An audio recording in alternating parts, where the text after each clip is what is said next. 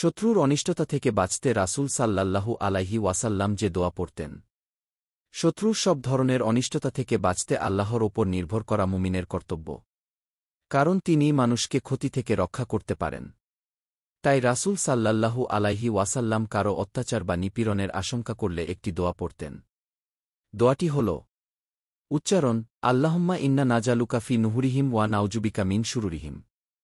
অর্থ, হে আল্লাহ, আমরা আপনাকে তাদের গলদেশে রাখছি এবং তাদের অনিষ্ট থেকে আপনার কাছে আশ্রয় প্রার্থনা করছি।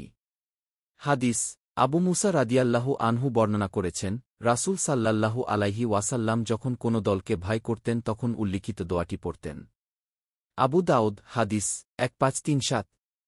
তাছাড়া রাসূল সাল্লাল্লাহু আলাইহি ওয়াসাল্লাম যুদ্ধে বের হলে আল্লাহর কাছে সাহায্য প্রার্থনা করতেন। তখন তিনি একটি দোয়া বিশেষভাবে পাঠ করতেন। তা হল উচ্চারণ, আল্লাহুম্মা আনতা আদুদি ওয়া আনতা নাসিরিরি বিকা আহুলু ওয়া বিকা আসুলু ওয়া বিকা উকাতিলু। অর্থ, হে আল্লাহ, আপনি আমার শক্তি, আপনি আমার সাহায্যকারী।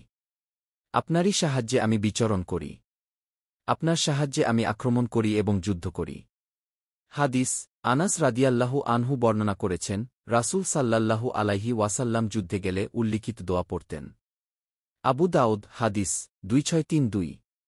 আল্লাহ সবাইকে রাসূলুল্লাহ সাল্লাল্লাহু আলাইহি ওয়াসাল্লাম এর যথাযথ অনুসরণ করার তৌফিক দিন।